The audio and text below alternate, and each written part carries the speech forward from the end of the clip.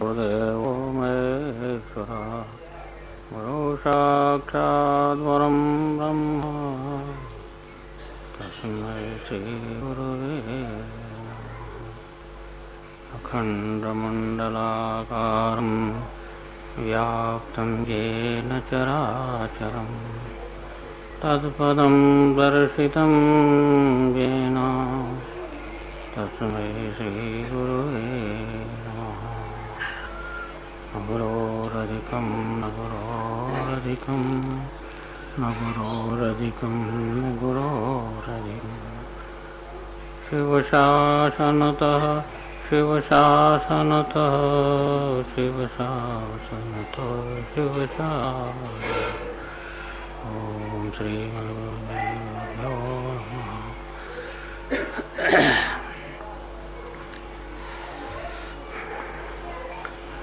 परम श्रद्धे सद्गुरु रूप समस्त गुरुदेवों को चरण स्पर्श और नमस्कार के पश्चात हमारे गुरु जी के गुरु भाई चाचा जी को सादर प्रणाम करते हुए अपने गुरु भाइयों एवं अपने कुल परंपरा के अनुभवी साधक अन्य भाई वृंद बहनें सभी लोग आप लोगों के कार्यक्रम में जो यहाँ हुआ बड़े ही शुभ अवसर पर और बड़ा ही शुभ दिन को कई पर्वों का एक साथ एक दिन त्योहार इस तरह का मुहूर्त बहुत कम उपलब्ध होता है। ऐसे काल में और इस काशी खंड में भाई राम जी के यहाँ जो ये सत्संग का कार्यक्रम हुआ अपने आप में बड़ा ही अभूतपूर्व रहा है। हमारे भाई साहब लोगों के द्वारा जो विद्वज्जन हैं उनके शुभ वचनों को वाणियों को आपने सुना और निश्चित तौर पर उसको हृदयंगम भी किया होगा। उसके अनुसार अपने विचार अपने कार्य का संपादन करना ही मुख्य उद्देश्य इस सत्संग का है, होना चाहिए।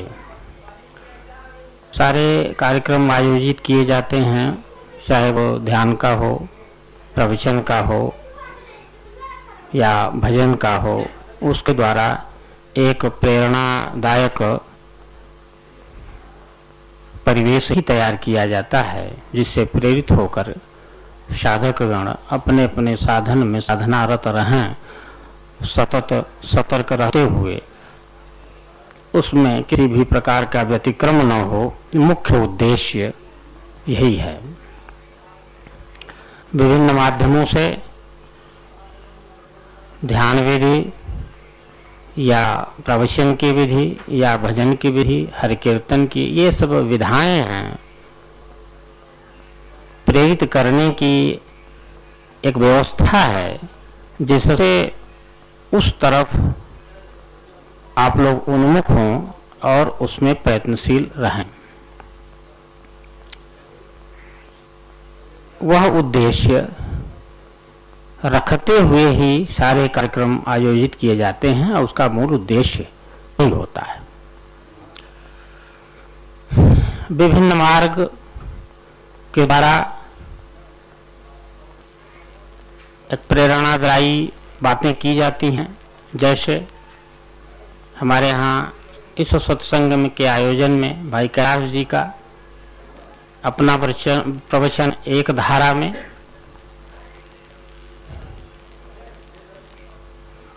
वीरेंद्र भाई की जो भूमिका मानस मर्मज्ञ होने के नाते जो मंथन वो कर रहे हैं उनकी अपनी एक धारा, बीच में आप बाबा जी का भजन सुना, वह भी अपनी एक धारा, अपने अपने धाराओं में की पराकाष्ठा है। अब प्रश्न यह उठता है कि ये विभिन्न धाराएं क्या विभाजित कर रही हैं? क्या इसके मार्ग अनेक हैं? एक दूसरे का सामंजस्य है कि नहीं, इस पर विचार करना जरूरी है। जैसे बाबा जी ने कहा कि कैलाश भाई ने जो अपनी बातों को कहा वो बड़ा ही महत्वपूर्ण, प्रेरणादायी और कर्तव्य करने का है। उसके द्वारा जो किया गया साधन है वो निश्चित ही भवसागर पार कर जाए। परंतु भ्रम यह है कि उन्होंने हरि कीर्तन किया, इससे भ्रम पैदा हुआ। जायज है उनका कहना। प्रश्न यह भी उठ सकता है कि भाई एक साधन की बात है और वीरेंद्र भाई ने भक्ति की बात की है, तो क्या ये विभिन्न धाराएं विभिन्न दिशाओं में ले जाती हैं, या इन विभिन्न धाराओं की वजह से हमारे मन में भटकाव होता है? किस रास्ते को चुने, ये सामान्य स्तर से भ्रम पैदा करता है कि वास्तव में है कौन श्रेष्ठ मार्ग, कौन सुगम मार्ग है और कौन अपने परिस्थिति के अनुसार करणीय है या अकरणीय है। इस पर विचार किया जाता है तो उसमें भ्रम पैदा होता है। इस पर आप एक विचार कीजिए। जैसे एक उदाहरण लीजिए गीता का। श्री मद्भगवद गीता स्वयं कृष्ण, भगवान कृष्ण ने अर्जुन को समझाया है। सारे विश्व के उद्भट विद्वान दार्शनिक इस पुस्तक को मान्यता देते हैं। उनका अध्ययन आप करें तो किसी अध्याय में भक्ति मार्ग को, किसी अध्याय में ज्ञान मार्ग को, किसी अध्याय में कर्म मार्ग को बतलाया है और सब जगह उन्होंने कहा है कि यह सबसे श्रेष्ठ मार्ग है। अब आप यह सोचें, एक ही पात्र, एक ही श्रोता अर्जुन हैं और उनके सामने विभिन्न विचारधाराएं भगवान कृष्ण के द्वारा कही जा रही हैं। तो ऐसी स्थिति में उस योद्धा का मन विचलित होता है कि नहीं होता है? एक बड़े धर्म संकट की बात होती है कि वास्तव में उस किस रास्ते को वो चयन करे।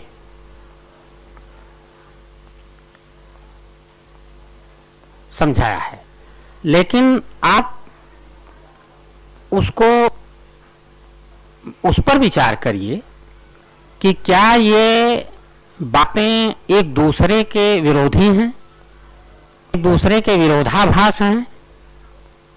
अगर विरोधाभास हैं तो एक ही व्यक्ति को विभिन्न रास्ता बतलाया जा रहा है भ्रम में डालने के लिए, जो स्वयं बतलाने वाला भगवान कृष्ण है।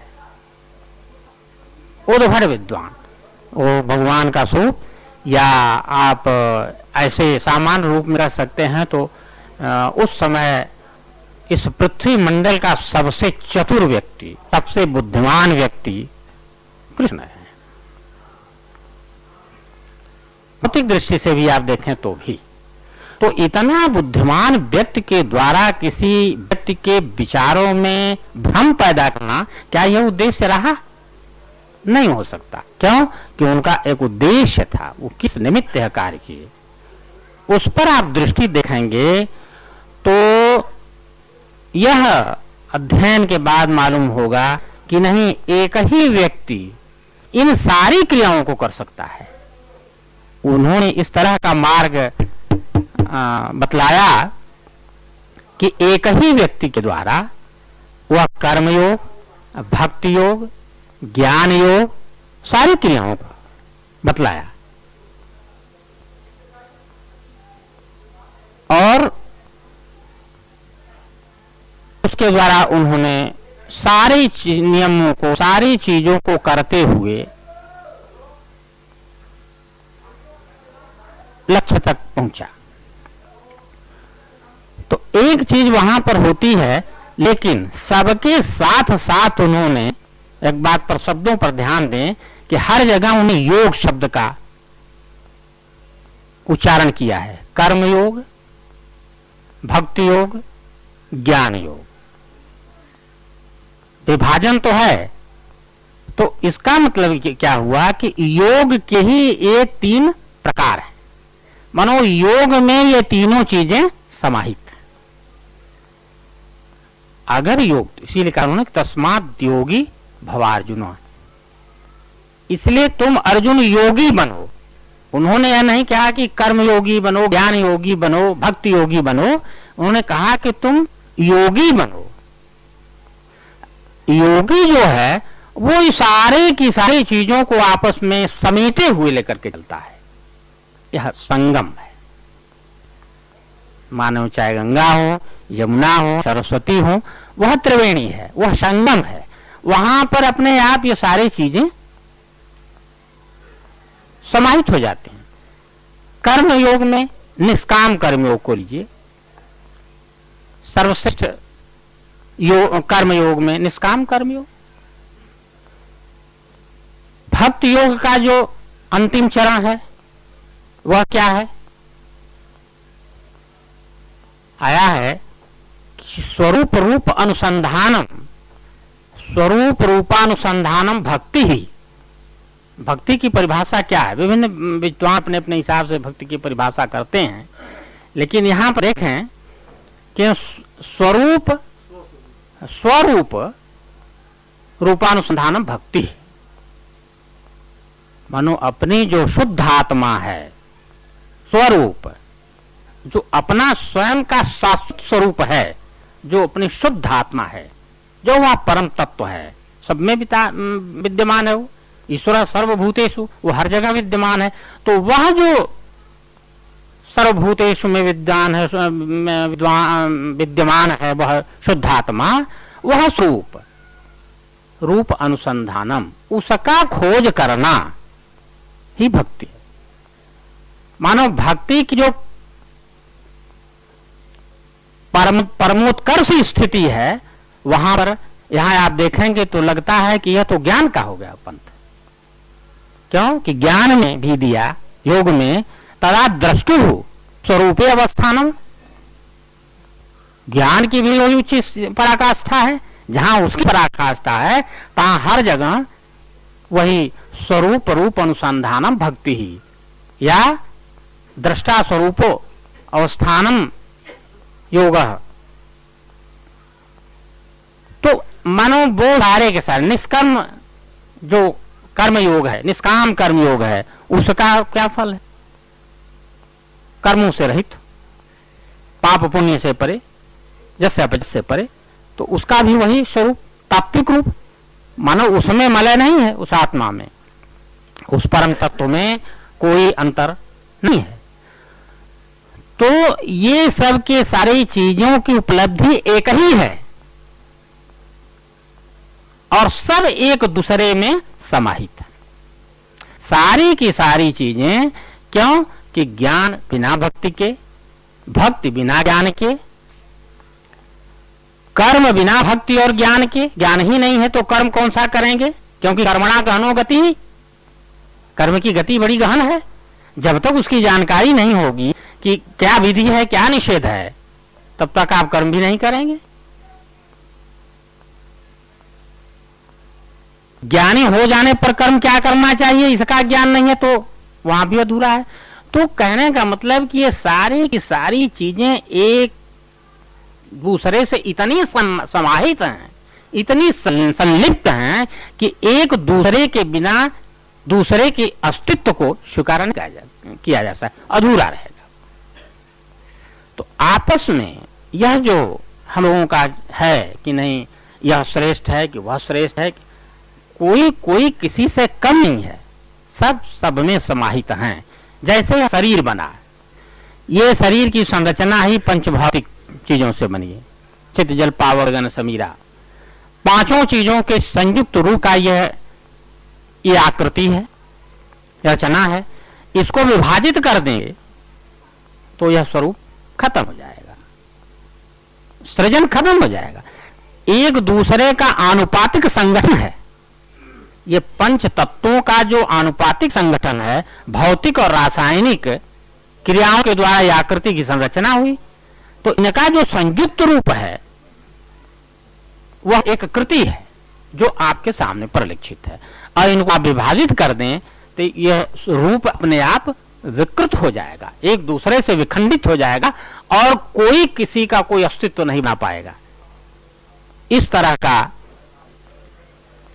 जब ईश्वर ने इस शरीर की रचना की, सृष्टिकर्ता ने, तो सारी कृतियों को बना करके जब मनुष्याकृति, तैत्तरीयोपनिषद का प्रसंग है कि मनुष्याकृति बनाए तो बड़ा प्रसन्न हुआ। उसने सोचा कि यह जब तक मैं इसमें प्रवेश नहीं करता हूं तब तक यह आकृति कोई एक मामूली आकृति है, अपना खिलवाड़ तो उससे संपन्न नहीं होता है। इसमें जाना होगा, स्वयं को जानना होगा। तो उसने स्वयं है एक कल्पना की, आकृति बनाई और शुद्ध में उसमें प्रवेश किया। इक्षणादि प्रवेशांत संसार कल्पित, कल्पना किया, आकार बनाया, उसमें अपने प्रवेश कर गया। तो ये प्रश्न आया कि ये जो हमारी जो ज्ञान इंद्रियां हैं, ये अपने अपने को उनके अंदर अहंकार आया कि वह जो ईश्वर है वो हमारे रास्ते से अंदर गया है। आंख को गर्व हुआ कि ये तो हमारे, हम आंख बंद किए होते तो कहां से घुसता हो, उसको ये गर्व हुआ। श्रवण इंद्रिय जो है वो कि शब्द जो स्फोट हुआ उसको तो मैंने सुना है।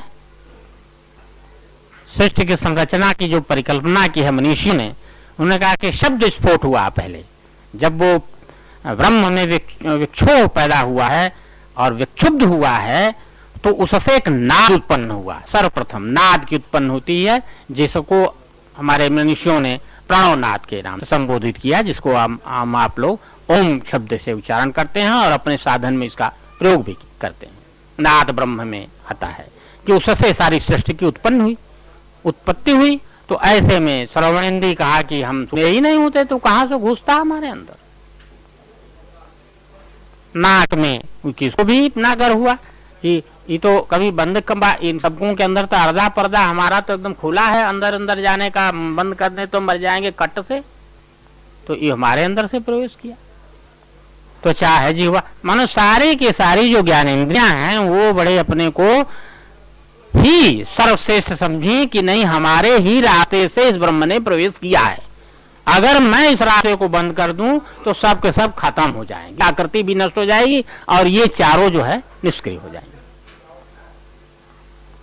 उसके जो अधिष्ठात्री देवता हैं जो ज्ञानेंद्रियों के, उनको अपना गर्व हुआ। ब्रह्म को हुआ कि भाई ये तो बड़े सब घरवीले हो गए हैं। तो उसने प्रयोग किया, अपनी शक्ति को समेटना शुरू किया। शरीर में से समेटे तो त्वचाएं जो हैं शून्य हो गई। जैसे आप बैठते हैं, थोड़ी देर में पैर हाथ शून्य हो जाता है, सारी शक्तियां छीन हो जाती हैं, खिंच लिया। तो वह शून्य हो गए, लेकिन अभी तो प्राण है। तो हुआ कि हमारे में से तो लगता है नहीं गए हैं, नहीं तो हम तो बंद हो गया, लेकिन फिर भी नहीं। आंख बंद कर दिए, आंख में से खींच दिया अपनी ज्योति को, आंख रहते हुए भी देख नहीं पाए। जैसे किसी को देहात में कहते हैं चन्नर मार दिया, मानो आंख है, देख रहे हैं, टुकुर टुकुर ताक रहे हैं, सब लोगों की दृष्टि है कि भाई वो देख रहे हैं, लेकिन उसमें ज्योतियां नहीं रहती। इसी तरह से उन्होंने ऐसा किया कि ये पांचों के पांचों समझ में आया कि तो मनो हम लोगों का कोई अस्तित्व नहीं है। इसीलिए उसने प्रवेश कहां से किया, वह ब्रह्मरंध्र से प्रवेश किया। ये सारे के सारे इन सबों को अभिमान की बातें न हो, अपना एक अलग रास्ता हो जिससे आदान प्रदान हो। तो देखिए हाँ, अहंकार का, तो अहंकार, अभिमान, यह घातक है स्वयं के लिए, दूसरे के लिए घातक नहीं, सबसे पहले अपना ही घातक, अपना ही अस्तित्व समाप्त करता है। स्वाभिमान में अभिमान में अंतर, बहुत बारीक अंतर, इस बात को आप लोग बहुत ध्यान से सुनिएगा कि अहं जो अभिमान है, अभिमानी व्यक्ति और स्वाभिमानी व्यक्ति में अंतर होता है। अभिमान शब्द का प्रयोग वहां किया जाता है जहां भौतिकता की प्रधानता हो, धन बल, बाहुबल, संख्या बल, वाणी का बल, माना ये सब जो भौतिक संपन्नता है जिस चीज की, उसके वजह से उसको अहंकार व्याप्त होता है। किसी को धन बल का, हम सब सर्वश्रेष्ठ हैं, जैसा भाई साहब भाई अपने प्रवचन में मनो कहे भी थे, भगवान का जो रूप रहा वो इन अभिमान जो अहंकारी लोग हैं जो अपने को बहुत सर्वश्रेष्ठ समझते थे, उनको थोड़ा वो डाउन किए और दलित जो थे उनको बराबर किए इस तरह से। तो उनको जो अहंकार है उनका समापन, और वो विनाशकारी है जो अभिमान है। लेकिन स्वाभिमान जो है इसमें अंतर है। स्व का अभिमान होना यह बड़ी ऊंची बात है। अभिमानी व्यक्ति निंदनीय है, लेकिन स्वाभिमानी व्यक्ति निंदनीय नहीं है। जो यह समझता है कि मैं क्या हूं, स्व का अभिमान कि मैं कुछ हूं। क्या है आप? अहम ब्रह्मास्मि, मैं ब्रह्म हूं, मैं तत्व हूं। इस तरह का बोध स्वरूप जो होना है ये स्वाभिमान के अंतर्गत आता है। तो अगर इसका अभिमान है, क्योंकि वहां भी अहम शब्द है, अहम ब्रह्मास्मि, जो सविकल्प समाधि की अंतिम स्थिति है, सविकल्प समाधि की, वह अहम ब्रह्मास्मि क्या अस्मिता अभाव है। वहां मैं का अस्मि हूं, माना उसका यह बोध है कि मैं हूं। यह भी अहंकार है, लेकिन यह अहंकार नहीं है, यह स्वाभिमान है। यह जो है स्वाभिमान है कि मैं ब्रह्म हूं। सात्विक अहंकार, इसको आप कह सकते हैं दूसरे शब्दों में कि एक सात्विक अहंकार उसमें व्याप्त है जीव में। उस जीव में यह उसको बोध होता है कि हम मैं हूं, तो ये उसका एक स्वाभिमान की स्थिति आती है। तो कहने का ये मतलब है कि ये विभिन्न विचारधाराओं से विभिन्न रास्ते पर चलने में बड़ी कठिनाइयां हैं, और इनका सामंजस्य एक ही बिंदु पर सारी की सारी चीजें एकत्रित होती हैं, तभी कुल उपलब्धि होती है। अलग अलग कर दिया जाए, पानी है, हाइड्रोजन ऑक्सीजन को अलग कर दीजिए, पानी का अस्तित्व तो खत्म हो जाएगा। एक दूसरे के संयोग से ही कोई स्थिति बनती है। तो यह एक दूसरे के विभिन्न विचारधाराओं की उत्पत्ति नहीं है कि कर्म योग अलग है, भक्ति योग अलग है, ज्ञान योग अलग है। क्यों कि सारे में सारे चीजों का ज्ञान आपको बोध नहीं होगा तो भक्ति का मतलब क्या है, किस पर व्यक्ति करेंगे? उसको कहा जाएगा यह अंधविश्वास। और इसकी निंदा की है संतों ने कि विश्वास तो होना चाहिए, लेकिन अंधविश्वास की बात नहीं है। तो वहां ज्ञान भी है, मानो उस भक्ति में ज्ञान भी निहित है। आपको विचार करना है कि हमको किसकी भक्ति करनी है, क्योंकि भक्ति के जो रूप है वो श्रद्धा और विश्वास का है। भक्ति के जो स्तंभ हैं, जिस आधार पर भक्ति होती है, वो श्रद्धा और विश्वास का है। ये हमारे गुरु हैं। जैसे गुरु का ही लीजिए, छोड़िए थोड़ी ईश्वर की बात बाद में की, गुरु को ही आप लें तो गुरु में अगर श्रद्धा नहीं है, विश्वास नहीं है, तो गुरु का कोई मतलब नहीं है। श्रद्धा विश्वास रूपी हो। तो भक्ति में ये दोनों चीजें समाहित हैं। जो भी भक्त है इसके आधार के बिना वो नहीं चल सकता। और योगी के लिए भी वही होता है। तपः स्वाध्याय ईश्वर परिधानाश्च, पतंजलि सूत्र में आप देखें तो ईश्वर परिधान है। मानो ईश्वर के प्रति आपकी श्रद्धा होनी चाहिए, गुरु के प्रति आपकी श्रद्धा होनी चाहिए। मंत्रे तीर्थे जय देवज्ञ भेषजो गुरु, जादृशी भावना जैसे सिद्धि भवति तादृशी। तो जैसी भावना होगी उस तरह की सिद्धि मिलेगी। तो मानो ज्ञान में भक्ति और भक्ति में ज्ञान और सारे में कर्म की प्रधानता। काम किए बिना कोई भी प्राणी रह नहीं सकता, वो करता ही है। लेकिन उसके साथ साथ इस तरह के जो ऊंची स्थिति वाले जो योगी हैं वह निष्काम कर्म योग करते हैं सब। वह कामना रहित होकर के करते हैं। परोपकार पुण्याय पापाय परपीड़नम, मानो एक उनका अपना कोई उससे कामना नहीं है, किसी व्यक्ति को दुखित देखे कोई सहायता कर दी, लेकिन वह इच्छा नहीं है कि इससे हमको कोई प्राप्ति हो या हमको 10 रुपया दें। वह निष्काम कर्म होगा जो अपने स्व कामना रहित हो, अपने लिए कोई कामना न हो, किसी की करते हैं। तो इस आधार पर सारी की सारी चीजें एक व्यक्ति में पूरी तरह अगर ये तीनों चारों सारी की सारी चीजें सन्निहित होंगी तो वह पूर्ण व्यक्ति हो सकता है। इसी की पूर्णता के लिए कृष्ण ने अर्जुन को सारे रास्ते को बतला करके उनमें सारे के सारे को समाहित कर दिया।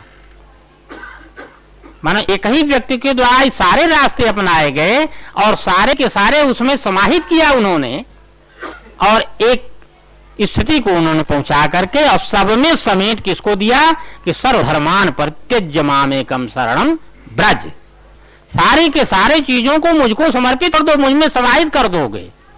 अहम तो सर्वपापेभ्यो मोक्षयिष्यामि मा शुचः, सारे पापों को नष्ट कर दो। और यही अर्जुन ने स्वीकार किया है। नष्टो मोह स्मृतिर्लब्ध्वा, यह मोह हमारा खत्म हो गया, हमको स्मृति हो गई। तत्प्रसादात् मयाच्युत, आपके प्रसाद से आपकी कृपा से हे अच्युत यह हो गया। और स्थितोस्मि गत संदेह,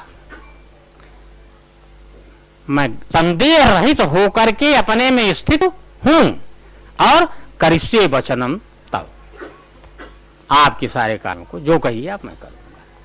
मानो देखिए इन सारी चीजों का एक समाहित स्वरूप एक व्यक्ति में इस तरह से प्रतिस्थापित कर दिया गया कि वो ये सब सारी चीजें एक दूसरे में इस तरह से विलय होंगी कि उनका बिलगाव हो ही नहीं सकता।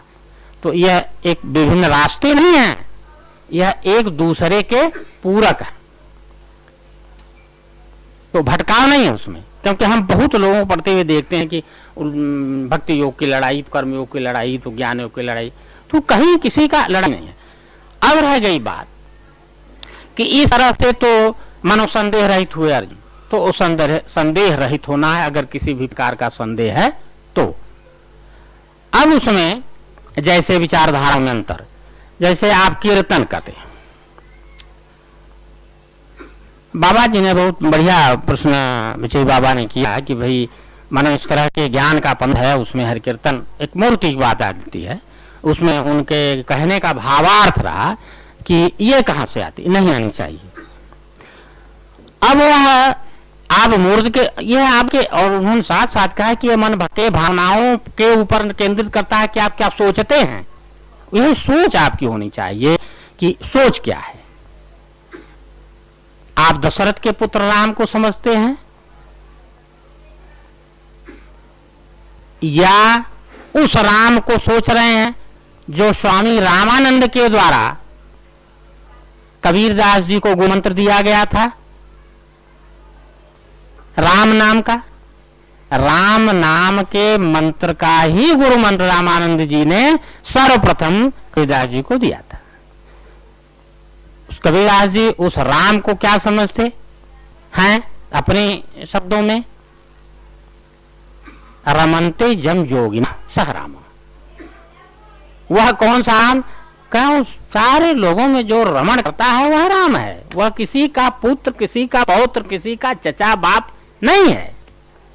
वो जो सृष्टि करता है, वो सृष्टि को जो संचालित करता है, वो निराकार मुख हो ही बाचाल, वो सारे जगह जो रमण करता है, सारे जगह भ्रमण करता है, वह राम है। वो निराकार ब्रह्म की उपासना को एक मान्यता दी गई। तो वह जो सृष्टि करता है वो चाहे, और कृष्ण में, कृष्ण की व्याख्या में सुन क्या होगा? कृष्ण, कृष्ण धातु से कृष्ण, कृष्ण माने जोतना, कृषक मानो जोतने वाला, किसान को कहा जाता है कृषक। कृष शब्द से कृषक बना, संज्ञा बना। तो कृष्ण ने जोतना, जो जुताई करने वाला है। जुताई करने वाला, जुताई का मतलब क्या होता है? कहीं जुताई क्या होता है? कहीं जो कृषति, प्रेरयति, जो प्रेरित करता है। रमणयति कृषति, जो प्रेरित, जो रमण करता है, जो प्रेरित करता है, जो जोतता है। इस तरह के आपके बड़ी ऊंची स्थिति में गायत्री के मंत्र में जो आया है, ओम भूर्भुवः स्वः तत्सवितुर्वरेण्यं भर्गो देवस्य धीमहि धियो यो न प्रचोदयात्। चोदयति, रमणयति, प्रेरयति इति चोदयति। मानो जो प्रेरित करता है, वह जो ब्रह्म है, जो प्रेरित करता है, सारे सृष्टि के लोगों को प्रेरित करता है, प्रेरणा देता है, वह कृष्ण है। वह किसी का पुत्र पिता अव्यक्त रूप में नहीं है, अव्यक्त रूप में नहीं है। मान्यता उसकी क्या है? जैसे हमें गुरु की पूजा, एक तो जैसा बाबा जी ने बताया कि एक 6 गुरुओं की उन्होंने अपना एक वंदना की है, उस तरह से जो हमारे गुरु हैं, वह गुरु तो क्या है? ऐसे तो वह जो परम तत्व है वह गुरु है, सबका गुरु तो वह है। वह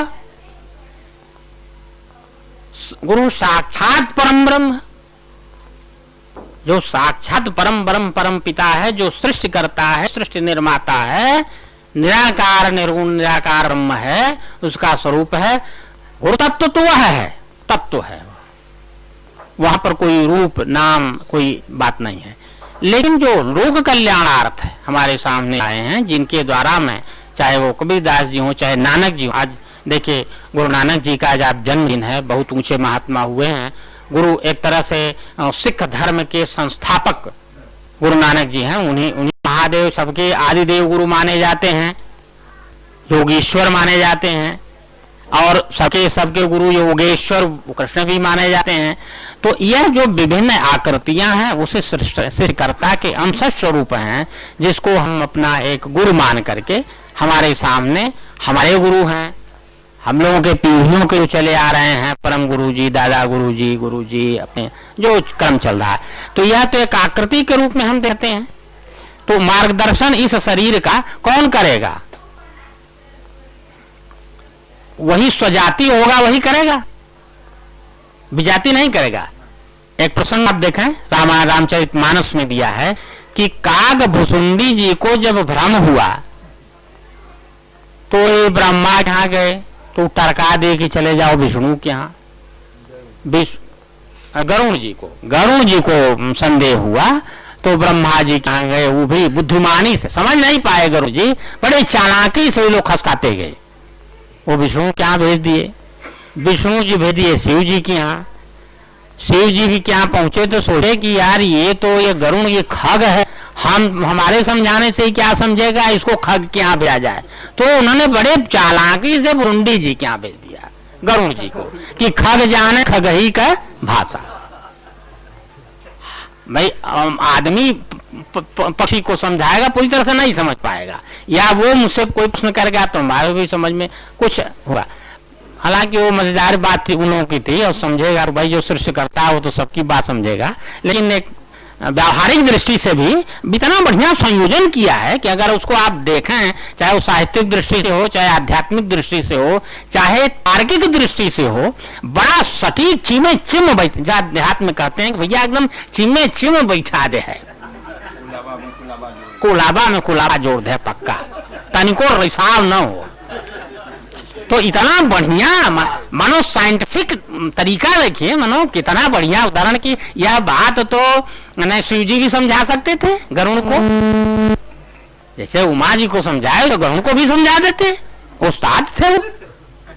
लेकिन नहीं, कितना बारीकी से और बड़ा ही वैज्ञानिक और तार्किक तरीका उन्होंने अपनाया कि पक्षी है इसको वही भेजो, वो धीरे में कहे चले जाओ काकभुसुंडी के यहाँ, वो एकदम पक्का वो तुम बता देगा। हुआ भी तो हमको कौन भाषा हमारी समझाए? हम माने एक मनुष्य की आकृति को कौन सी भाषा उसको समझ में आएगी? एक मनुष्य आकृति के द्वारा जो कही हुई बात है वही उसको समझ में आएगी। अगर भाषा भेद होता है तब भी नहीं समझ में आता है। हम हिंदी बोलने वाले, कोई अंग्रेजी बोलने वाला आ गया, इसी में आ गया कोई कन्नड़ बोलने वाला, तो कोई समझ में नहीं आएगा, हालांकि है वो भी मनुष्य ही, लेकिन भाषा भिन्न होने से बात समझ में नहीं आती है। तो भाषा बड़े वैज्ञानिक तरीके से, तार्किक तरीके से उसी की समझ में आती है जो उसका सुजाती होता है।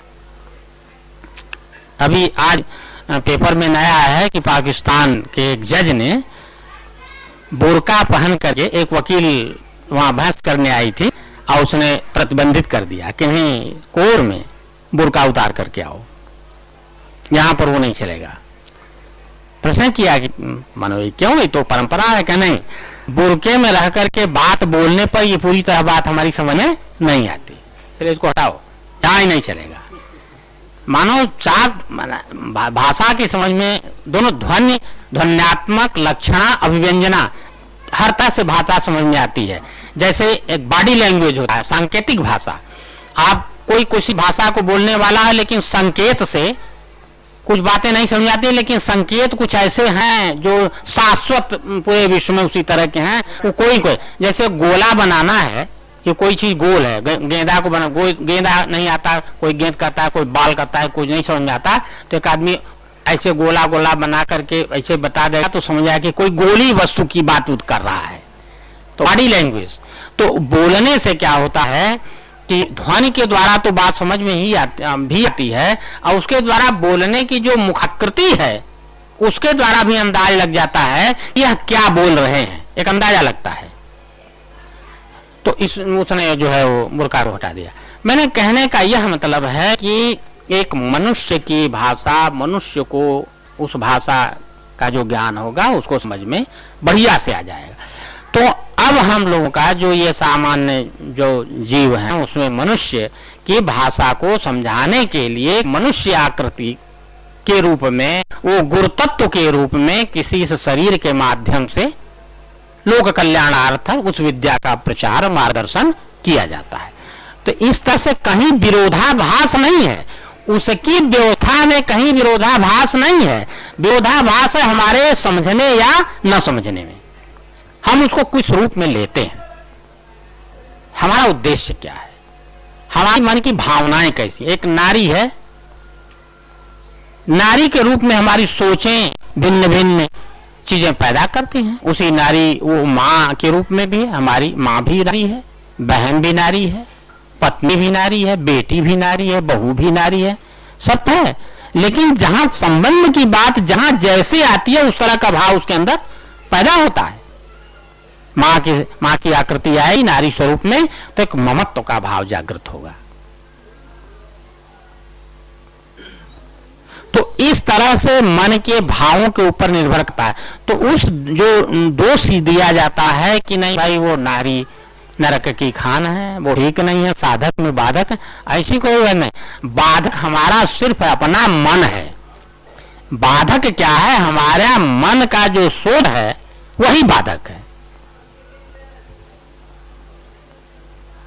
मैं मनुष्याणाम कारणम बंध मोक्षयो, मनुष्य का जो मन है या किसी भी प्राणी का जो मन है वही बंधन में है। तो वह एक व्यवधान है और मुक्त रूप से है, निर्लिप्त है, कहीं विकारों से ग्रस्त नहीं है, तो वह मोक्ष का कारण है। तो जितने साधनाएं की जाती हैं वह मन को परिशुद्ध करने के लिए ही। कोई भी साधना की जाती है तो ईश्वर की प्राप्ति क्या है? वो तो नित्य है, आपके साथ शाश्वत है, वो तो चल रहा है सारी सृष्टि में और सर्वत्र और सब समय विद्यमान है। साधन सिर्फ इसीलिए किया जाता है कि मन के जो आवरण है, जो मन इन काम, क्रोध, लोभ, मोह विकारों से जो संयुक्त है, जो खड विकारों से जो संयुक्त है, उसके रहने से वो उसका बोध नहीं होता, उस परम तत्व का बोध नहीं होता। तो सारे के सारे साधन इन मन के विकारों को दूर करने के लिए होता है। चाहे वह ध्यान हो, चाहे आपका प्रवचन हो, चाहे आपका भजन हो, चाहे आपका कीर्तन हो, या जिस प्रकार के का मार्ग का साधन का आप चुन किए हो, भक्ति मार्ग, ज्ञान मार्ग, जो भी जो मनीषियों के द्वारा, धर्मावलंबियों के द्वारा जो भी सन्निहित है, चाहे वो कबीरदास जी हों, चाहे तुलसीदास जी हों, चाहे मीरा हों, अनेक अनेक मार्ग हैं, लेकिन सारे के सारे का कारण उसकी प्राप्ति के लिए वही जो कस्तूरी कुंडल बसे मृगरूढ़े बनवाए वह तो अपने में है। उसकी खोज के लिए जो ये एक सामने का एक दीवार है, एक पर्दा है, उसको ही सिर्फ दूर करने के साधन सारे मनीषी, सारे जो लोग हैं तपस्वी, सब इसी को बतलाते हैं और यही करते हैं। और उसके हटने पर जो बोध हो जाता है तो वह बोध स्वरूप जो है वह तो बोधात्मक ही है, वह बोध स्वरूप हो जाता है और उसको ज्ञान प्राप्त हो जाता है। चाहे भक्ति की जो परम उपलब्धि है वह हो, ज्ञान की जो परम उपलब्धि है वो सब एक साथ समाहित हो जाते हैं। तो यहाँ पर कहीं किसी का विरोधाभासी व्यवस्था नहीं, बस सोचने की है, थोड़ा गहराई में जाकर के जरूर सोचना है। उसके सतही तौर पर आप जब सोचेंगे तो उसमें जुड़ होगा। हाँ जी, गहरे में। अब जैसे शैव मन दूसरे की परंपरा को छोड़िए, हमारे यहाँ जो सनातन परंपरा है, शैव, शाक्त और वैष्णव, ये क्या है? ये सोच है। वो शैव हैं तो शाक्त हैं तो वैष्णव हैं, माने इसमें अपनी लड़ाई हो रही है। लेकिन वास्तव में अगर तीनों को विचार करिए थोड़ी और गहराई जा करके, तो कौन शैव है, कौन शाक्त है, कौन वैष्णव है? सब के सब तो एक ही बीज रूप, बीज तो एक ही है। अंतर यह है जहां हम लोग इन विभिन्न आकृतियों में हैं। मेरा नाम बनारसी सिंह है, आपका नाम कैलाश जी है, आपका नाम वीरेंद्र जी है, चाचा जी हैं, भरत जी हैं, ये तमाम विभिन्न आकृतियां विभिन्न नामों से संबोधित हो रही हैं, परंतु सब में अंदर में खोजेंगे तो सब एक ही की व्यवस्था है। महाभारत के युद्ध के तरह सारे के सारे महाभारत का युद्ध हो गया तो भीम, अर्जुन, युधिष्ठिर सब लोग अपने अपने को कहने लगे कि भाई हमारे वजह से युद्ध जीता गया। सब लोगों का गर्व हुआ। भीम के नहीं, हम दुर्योधन को न मारे होते तो कहाँ विजय मिलती। युधिष्ठिर को हुआ कि हम धर्म का पालन करते तो कहाँ से होती। भीम अर्जुन को हुआ कि इतने बड़े धनुर्धर, सारे अच्छे अच्छे धनुर्धरों को तो हमने मारा, हम न होते तो क्या होता। सहदेव जी का पंडित का था, मुहूर्तम न बजाते तो लोग रही का कर दिए धनुष फनुष। भीम गदारा का कर हम सच्चा मुहूर्त बने यही से जीतला। मैंने हर लोगों को अपने अपना गर्व था कि मेरे वजह से युद्ध जो है जीता गया। सब लोग मिलकर के कृष्ण के यहाँ गए समाधान के लिए कि महाराज ऐसी ऐसी बातें हैं, आप बताइए कि इसमें किसकी भूमिका सर्वश्रेष्ठ रही और किसको माना जाए कि इनके ही वजह से जीता। तो कहा कि अच्छा ऐसा बात चला है, प्रत्यक्षदर्शी गवाह वही से पूछल जाए। और बर्बरीक के यहाँ गए, मुड़ी का उसका गर्दन काट करके उठाओ, पहले ही उठा कि महाराज जी का जब युद्ध होने की बात शुरू हुई तो सब योजना बनने लगी कि भाई आप क्या करेंगे। तो बर्बरीक था, उसने कहा कि अरे महाराज क्या है, आप लोग जाइए विश्राम करिए, हम तो 1 सेकंड में निपटा देंगे महाभारत, आप लोग क्यों परेशान हो रहे हैं। ये सब लोगों का आश्चर्य हुआ कि ये 1 मिनट में कैसे निपटा देगा। उसने कहा कि अच्छा कैसे, तुम कोई उदाहरण पेश करो। कि अच्छा ठीक है। तो एक बाण दुना मंत्र पढ़ के मारा, पीपल का पेड़ था, एक ही बाण में सारे के सारे पीपल के पत्तों में सब में छेद हो गया। तो कृष्ण कहा कि अरे राम रामी तो कुल लीलवा खत्म कर देगा। तो उसका गर्दन काट दे, अरे तुम ये तो बड़ा गड़बड़ है, हमारा प्रभुत्व खत्म कर देगा ये। काट कर फेंक दिए। करे मरतबो जिया था। तो उसने कहा अरे महाराज जब कम से कम युद्धवा तो देख ले हुए देता है हमें। तो कहे अच्छा चलो तुमको हम वहां स्थापित करते हैं और तुम अंदर बाहर चोरी छिपे जो भी कार्य होगा, कितना हो किसी से छिपा कर किया जाए, इस युद्ध में सारी की सारी चीजों को तुम जानोगे। यही बैठ करके उच्च शिखर पर उसका गर्दन काट करके स्थापित कर दिए। युद्ध जब हो गया तब वो कहे कि भाई वो प्रत्यक्षदर्शी गवाह है, सारी चीजों को जानता है, चलिए वहां। जब वहां लोग गए तो पूछे कि महाराज बताइए ऐसा ऐसा प्रसंग है, कौन किसके वजह से विजय प्राप्त हुई। तो उसने कहा कि अरे भैया हम तो सब जगह नहीं के देखत रही, भीतर बाहर चोरी चमारी जितना नहीं भयल सारा का सारा है नहीं का कैला सारी गाड़ी किया तो सारा का सारा तो एक ने युद्धवे करत हम एक आगे तो कुल ना पहुंच सकना कुल मेहरारू एक तो दुनिया ना कुल मेहरारू वाली होंगे मानो बड़ा इन लोगों को लज्जित किया। सब लोग तो आज नाम किए, उनको हुआ कि भाई नहीं ठीक है मारदला कपड़वा फुट गई ससुराई बड़ा हल्लुक कह दिले हम लोग मारदला चूर हो गल मर गया। तो स्थिति है कि सारी की सारी कामात तो उसी सृष्टिकर्ता की है।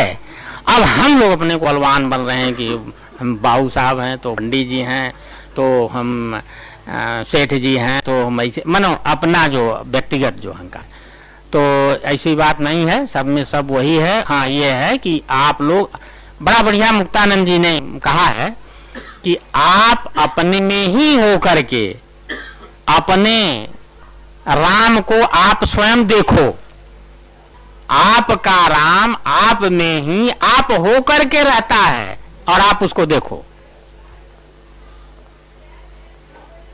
तो साधन सिर्फ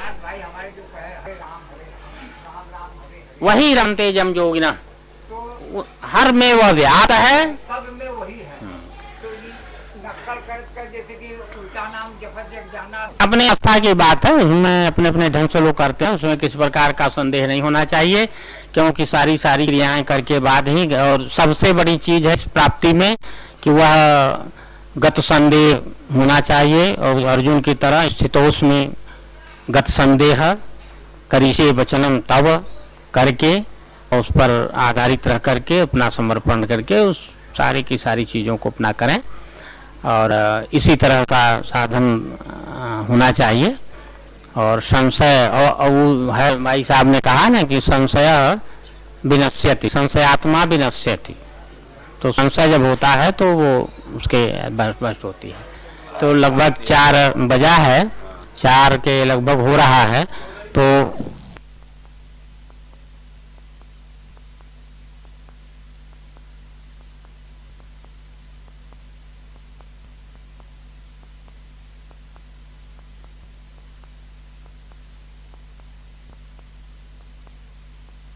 गीत है, समापन गीत है जो कहिए।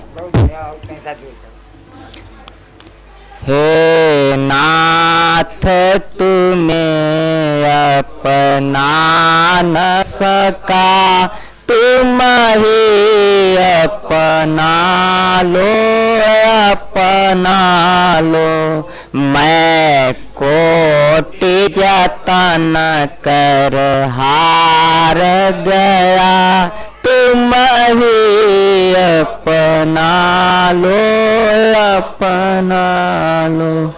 ताना धाना ममता में दिन खोया, प्रभु दूर रहा केवल तुमसे, पारा तुम भी तो करुणामय हो, तुम ही अपना लो अपना लो।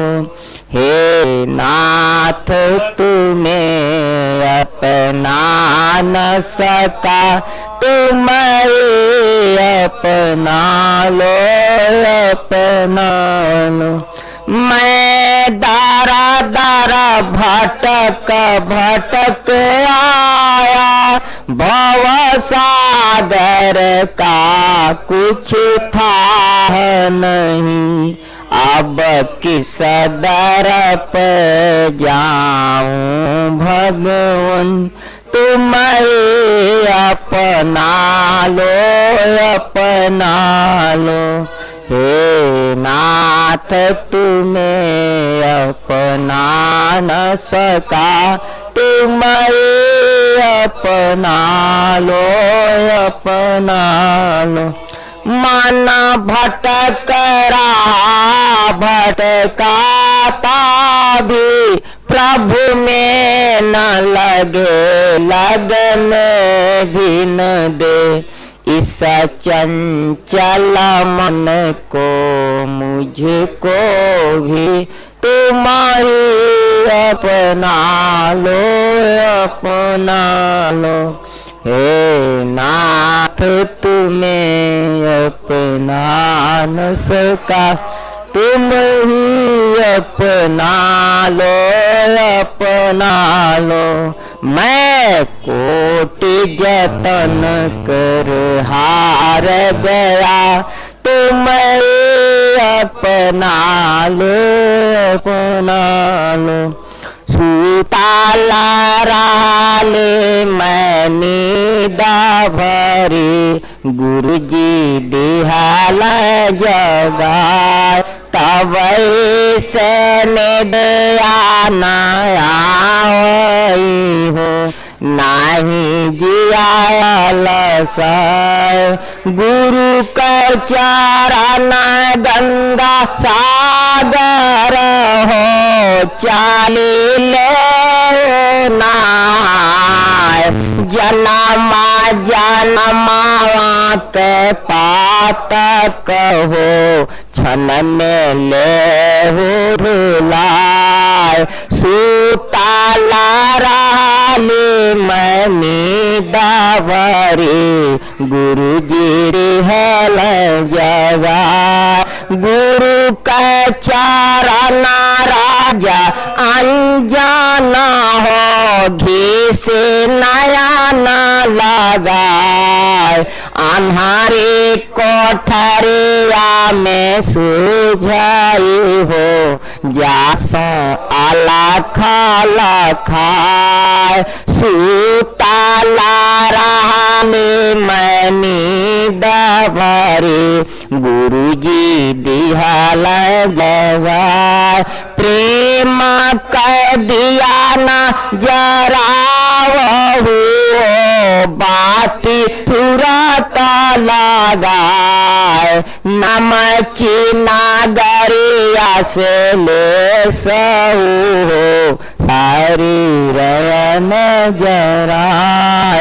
सुताला राली मैं नीदावरी, गुरुजी दिहाल जगाए। ऊंचिया दरिया चढ़ बैठा हो, जहाँ चोरा संसत गुरु हो, जासो कालो डेराय। सुताला राले मैं नीदावरी, गुरुजी दिहाल जगाए। तब ही से निदया नाई हो, नहीं दियाल सा। गुरुर्ब्रह्मा गुरुर्विष्णु गुरुर्देवो महेश्वर, गुरु साक्षात् परब्रह्म, तस्मै श्री गुरवे नमः। अखंड मंडलाकारं व्याप्तं येन चराचरं, तत्पदं दर्शनेन तस्मै श्री गुरवे नमः। एकमेव परो बन्धु विस्मये समुपस्थिते, गुरु सकल धर्मात्मा, तस्मै श्री गुरवे नमः। ध्यान मूलं गुरुर्मूर्ति, पूजा मूलं गुरुपदं, मंत्र मूलं गुरुर्वाक्यं, मोक्ष मूलं गुरुर्कृपा। ओम गौ शांतिरंतरिक्षं शांति, पृथ्वी शांतिराप शांतिरोषधय शांति, वनस्पतयः शांतिर्विश्वे देवा शांति, ब्रह्म शांति, सर्वगुण शांति, शांतिरे शांति, सामा शांतिरेदु। ओम शांति शांति शांति।